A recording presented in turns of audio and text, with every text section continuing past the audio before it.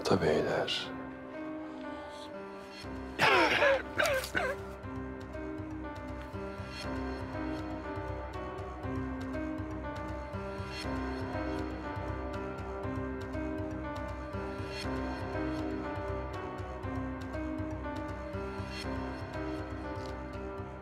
Buraya ne olmuş böyle?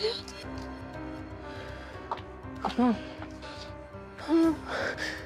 Acıyor mu? İyiyim, tamam. Acıyor mu? Tamam. Tamam. Yeter ya, yeter! Yeter! Yeter! Yeter ya, bırakın! Sana yeter, anlıyor musun? Sana yeter, gidiyoruz buradan.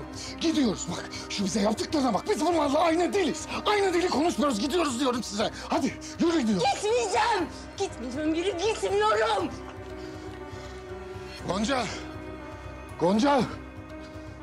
Gonca!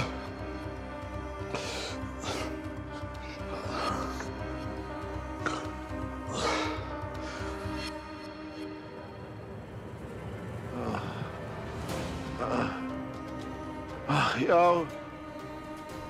Biz ne ettik, ne yaptık? Niye böyle yaptılar? Ya yaşlı başlı adamı vurdular, doktora vurdular Nurba Hanım ya. Aşkım tamam sakin ol, hırpalama daha fazla kendini. Bak bakayım.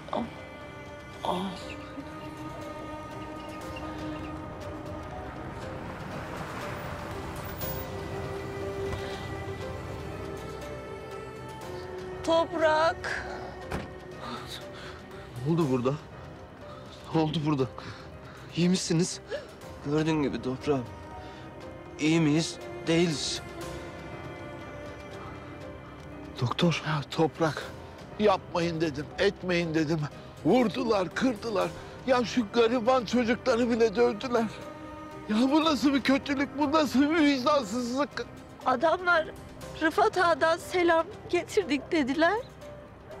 Gonca buradan gitmezse hepimizi öldüreceklermiş Toprak. Ah Rıfat ağa, ah Rıfat ağa. Ah Rıfat aşkım. Fatma ana, Sırrı. Onlar neredeler? Gülhane'ye gittiler. Ali, kardeşim siz kendinize mukayyet olun. Buraya geldilerse oraya da gitmişlerdir. Tamam doktor. Git Toprak koş lütfen.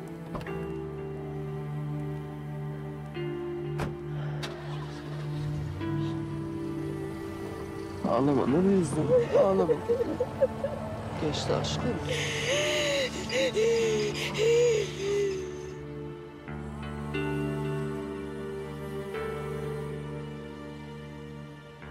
Ay benim talihsizim. Ay benim sırrım. Sen hiç üzme kendini yeğenim. Bırak kırsınlar döksünler. Yeter ki sen iyi ol.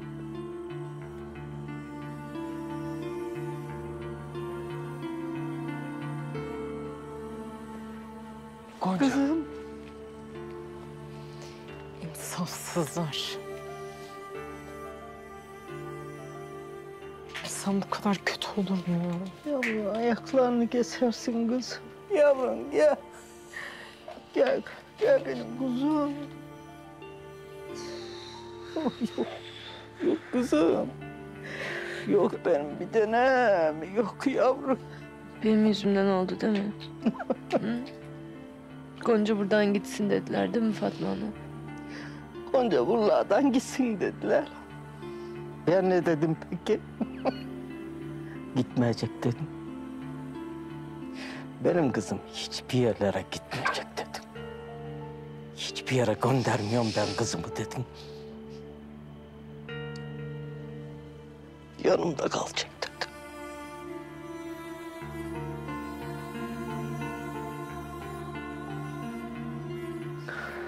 Oy toprak. Toprak.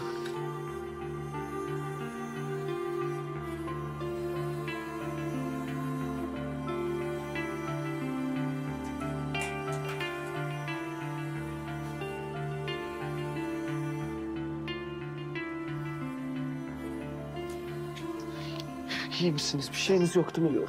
Korkma yavrum sen. İyiyim. İyiyim toprağım. İyiyim bir tanem. Polis çağıralım hemen. İyi de Rıfat Ağa'nın yaptığını kim kanıtlayacak? Siz bırakın hepsini. Siz ikiniz var ya, siz ikiniz bir olacaksınız. Bu ellerinizi sakın ola ki bırakayım demeyin. Sakın. Siz onunla meftunlukla cevap vereceğiniz. Siz aşık ile maşuk olacaksınız. Bırakın onlar kahrolsunlar. Siz birlikte duracaksınız. Siz birlikte duracaksınız ki bırakın onlar darmadağın olsunlar. Siz birbirinizden asla ayrılmayacaksınız. Asla ayrılmayacaksınız. Söz mü? Söz. Söz.